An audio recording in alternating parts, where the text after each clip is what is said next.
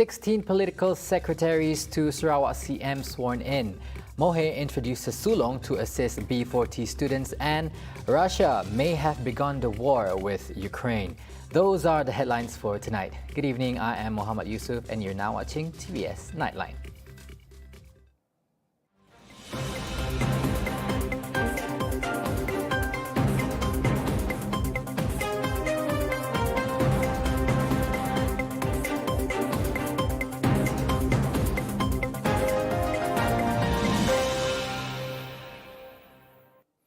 A total of 16 political secretaries to the Sarawak Chief Minister Datuk Patinggi Tan Sri Abang Johari Tunopeng were sworn in at Wisma Bapak Malaysia today, and they will serve for 2 years effective February 15th this year.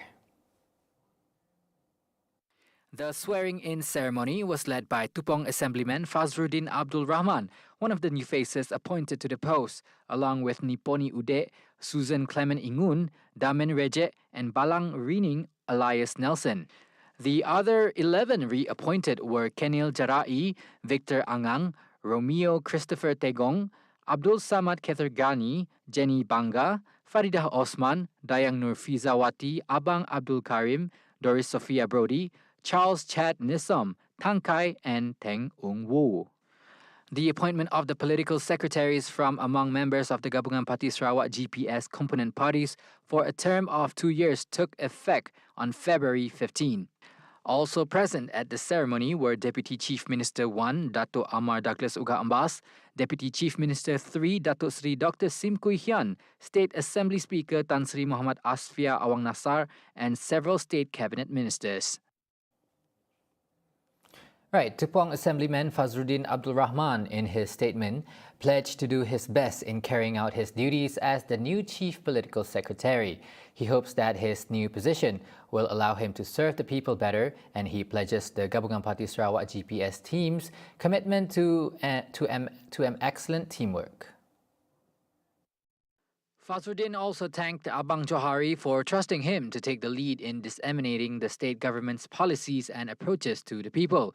He said that it was important for the people of Sarawak to support good policies and initiatives as set out by the government. Fazruddin added more people-centric policies will be formulated in addition to providing various benefits and amenities to all strata of society, whether in terms of infrastructural projects or welfare and economic development. Right, Sarawak Sports Corporation SSC, Sarawak United Football Club and Kuching City Football Club have signed a Memorandum of Agreement MOA with the aim to further develop the sports of soccer in Sarawak. Minister of Youth, Sports and Entrepreneur Development, Datuk Sri Abdul Karim Rahman Hamzah, hopes that the cooperation will have a long-term effect on Sarawak's soccer scene as well as give a positive impact on Sarawakian footballers. Supaya kita akan sentiasa ada di Sarawak ini a good pool of young footballers yang boleh kita asah, yang boleh kita cungkil bakat-bakat mereka untuk mewakili negeri Sarawak di masa-masa akan datang. Mana-mana sukan, kalau mereka hendak excel atau menjadi juara, ia tidak akan dapat terus melompat menjadi juara begitu saja. It takes a very long process. It might take years, mungkin makan masa bertahun-tahun. Dan sebab itulah proses pembangunan ini amat penting sekali. At the same time, he hopes that this collaboration will not only set new standards for football, but will also create strategic collaboration for the benefit of youths in Sarawak. Apabila dibina komplek-komplek sokan ataupun mini sports kompleks seperti ini di daerah-daerah, di bahagian-bahagian yang akan memudahkan belia-belia ataupun mereka yang minat terhadap sokan untuk ada tempat beriadah, ada tempat untuk bersokan, dan daripada tempat-tempat tersebutlah akan timbul bakat-bakat baru yang boleh kita cungkil sama ada dalam arena sokan bola sepak ataupun sokan-sokan yang lain. At the ceremony, Sarawak Sports Corporation SSC was represented by the acting Chief Executive Officer, Semawi Muhammad, while Sarawak United FC and Kuching City FC were represented respectively by their chairman, Muhammad Saif Jubaidi and Fazruddin Abdul Rahman. Now, with regards to issues relating to Sarawakian athletes who were dismissed from the national team, Datuk Seri Abdul Karim Rahman Hamzah assured that his ministry will look into how it could assist the athletes and ensure that their welfare is taken care of. Some athletes yang quitting the national program from Sarawak, yang telah diberhentikan allowance and things like that. Among them, Wilson, among them that he brothers. I'm not too happy about what is happening because these are Sarawakian athletes. These are our hope. I don't know what is going on in the national.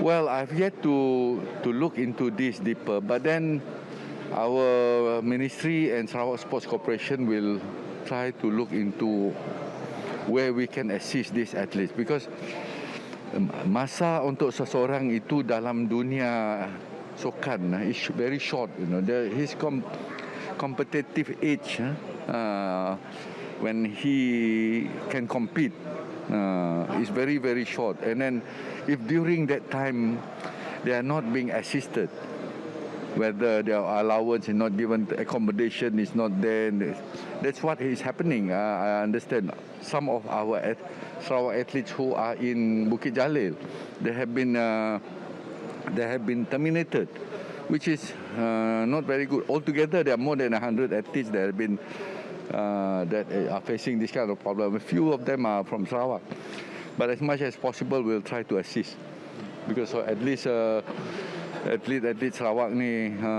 terjaga lah. Previously, the National Sports Council had dropped 144 national athletes and retained only 293 athletes. And out of the 293, 45 were para-athletes, apart from reducing the training allowances. There is no need to change the title of the Yang di-Pertuan Negeri, which is currently being used in Sarawak, to Yang di-Pertua Negara. Minister of Tourism, Creative Industry and Performing Arts, Datuk Seri Abdul Karim Rahman Hamzah, said it was still too early for him to touch on the matter, as the Sarawak Constitution Amendment Bill 2022 to change the Chief Minister title to Premier was just recently approved. Yang di-Pertua Negeri, to me, I'm comfortable with it, to differentiate it with the other states because that has got that has got Sultan. Yang di-Pertua Negeri. When you mention about negara means nation. It might not be that appropriate. That's how I look at it. Yeah. But another term that if we have to change it, we can retain the word governor. Because governor is a more appropriate term than Yang di-Pertua Negara. Yeah. Abdul Karim said this in response to Aspirasi's president, Lina Su, who proposed that the title of the Yang di-Pertua Negeri be amended to the Yang di-Pertua Negara. On to the next news. Satok Assemblyman Dato' Ibrahim Baki was appointed as the State Assembly or DUN Chief Whip of Gabungan Parti Sarawak GPS. His appointment was announced by the Chief Minister cum GPS Chairman Datuk Petinggi Tan Sri Abang Johari Tun Openg. With the appointment, Ibrahim hopes the new post will enable him to give a good example of responsibility, obedience and decency in the DUN as well as to his fellow party members. At the same time, ensuring that the Honourable Hall continues to be seen as a fortress to uphold and protect the rights of Sarawak and perform its function as the supreme legislative body in Sarawak. Ibrahim also took the opportunity to thank Abang Johari and other GPS component party leaders, including Sarawak United People's Party SUPP, Parti Rakyat Sarawak PRS, and Progressive Democratic Party PDP for consenting to his appointment. According to Ibrahim, Sarawak Legislative Assembly was established about 155 years ago, and it is the oldest legislative body in Malaysia and one of the oldest functioning legislative bodies in the world. Now, a new communication tower will be built to overcome the internet coverage problem faced by residents at the Rumah Panjang Suing located in Pakan. According to the Malaysian Communications and Multimedia Commission, MCMC, the plan to build the tower this year will be executed by the Sarawak Digital Economy Corporation, or SDEC, to provide 4G coverage in the surrounding area. Previously, a video went viral on the internet showing a young Frank Stewart Panting Sa, 19, from Pakan, Sarawak, who had to climb Bukit Kelingkang, which took 2 hours just to get sufficient internet speed to attend an online interview for his admission into University Pendidikan Sultan Idris in Perak. MCMC took note of the incident and expressed their sympathy towards the difficulties faced by the student. Based on the information received, MCMC stated that the existing internet service at the Longhouse is under the Sarawak Linking Urban, Rural and Nation, or Channel project, which is also an initiative from the Sarawak Multimedia Authority SMA. The channel uses satellite technology and is able to provide an average speed up to 25 megabytes per second, and the service is provided as an interim measure to provide internet coverage to residents of Rumah Panjang Suing and its surrounding. Thus, MCMC will work with SMA to identify a more suitable internet access method to ensure the quality level of experience on the existing internet services channel at Rumah Panjang Suing. Now, 3 individuals were bitten by a dog at the Sungai Mau Ferry Point, Cebu today. The victims were passers-by, a teenager, a man in his 50s, and the dog owner herself. The dog attack took place between 7 a.m. to 8:30 a.m. The man who frequents the area stated that he has seen a number of dogs roaming around. However, this morning, one of the dogs suddenly went wild and started to attack and bite the people. He suffered 2 bites, one on his left hand and the other on his left leg. Meanwhile, the teenager was bitten on her fingers, while the dog owner suffered bites on her leg and a finger. They were later immediately transported to the Cebu hospital for treatment, including getting the rabies vaccine.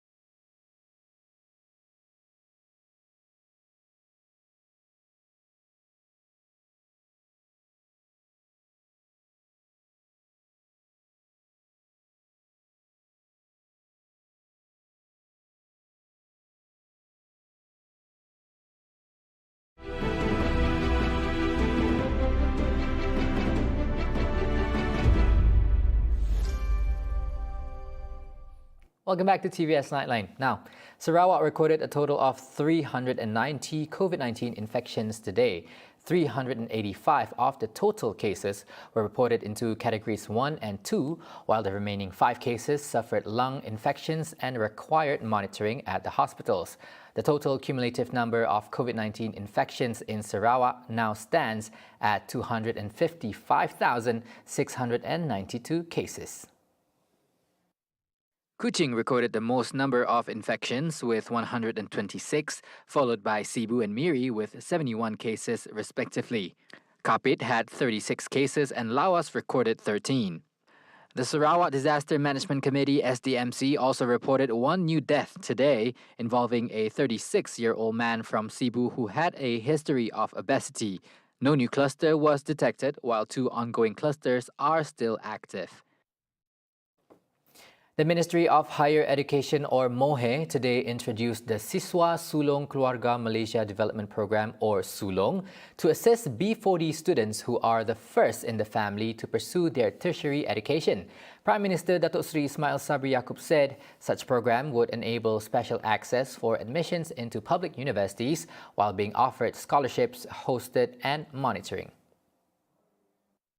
During his speech, Ismail hopes such commendable effort by the Ministry of Higher Education can provide a better level of education to bring the students' families and themselves out of the B40 group.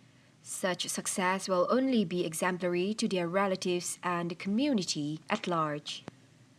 The Prime Minister at the same time called on corporate organizations to extend contributions for the success of SULUNG. These provisions can be used to finance financial assistance, data plan, fee reduction, to even getting a job after their graduation. On another development, Ismail Sabri today called on the public, especially job seekers, to make optimal use of the various initiatives and programs relating to career opportunities organized by the Ministry of Higher Education, MOHE. Adding to that, he said the programs shown were meant to help reduce the unemployment rate in Malaysia to be below 4.2%. Ismail added that these programs were the touchpoint aimed at meeting the needs of the people. He said so at the Keluarga Malaysia MOHE Carnival in Parit Sulong on Friday. Also present at the carnival were MOHE Minister Dato' Sri Dr. Noraini Ahmad and Johor Menteri Besar Dato' Hasni Mohamad.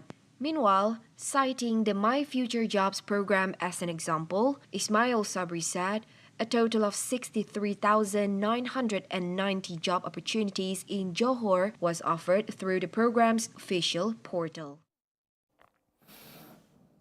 Now, there is a rising concern about the shortage of paracetamol in pharmacies and grocery stores. The president of Malaysian Pharmacists Society, MPS Amrahi Buang, has verified the issue, which has affected several states, including Kuala Lumpur.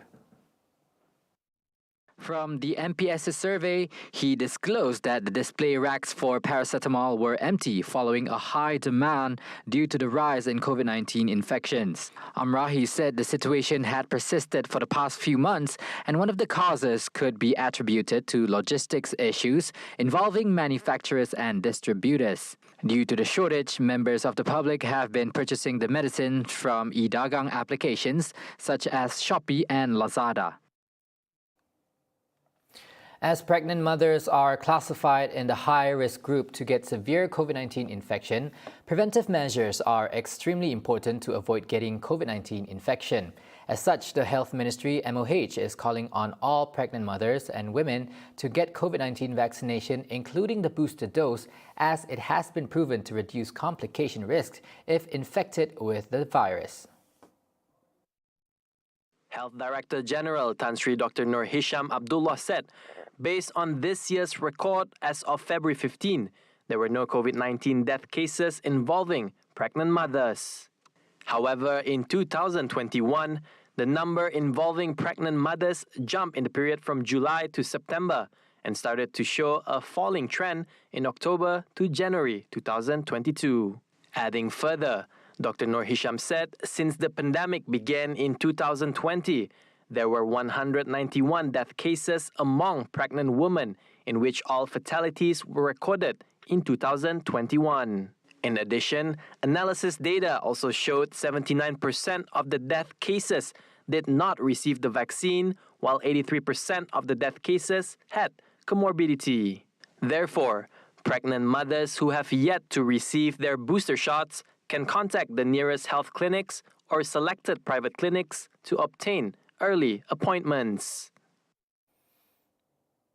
Now, as a token of long-standing friendship and cooperation among Japan, Malaysia and the United Nations Office on Drugs and Crime, or UNODC, the Japanese government has donated COVID-19 prevention items worth 1.88 million ringgit. It aims to strengthen prison systems by addressing overcrowding conditions and enhancing COVID-19 responses within prisons in the Southeast Asia region. According to a statement issued by the Japanese embassy, the items were handed over to the Malaysian Prison Department through the UNODC. The handover items include 20,000 units of COVID-19 antigen test self-test kit for saliva and 5,000 units of surgical isolation coverall suit with boot cover. Witnessed by Japan's ambassador to Malaysia, Takahashi Katsuhiko, the contribution was handed over by the coordinator of UNODC office in Malaysia to the Commissioner General of Malaysian Prison, Dato' Nordin Muhammad. Meanwhile, a total of 26.8 million ringgit has been contributed to other areas of cooperation in Southeast Asia through UNODC in 2021.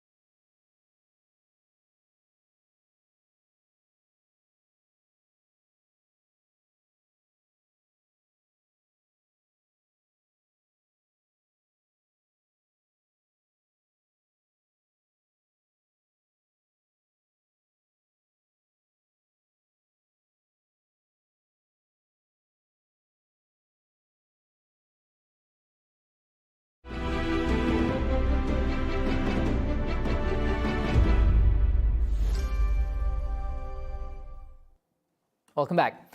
Now onto some global updates. Anxiety has reached its peak when several locations in Ukraine heard shots fired which damaged a kindergarten and a school, causing many to flee the affected area. Ukrainians are of the opinion that these simulations were the acts of Russian-backed rebels.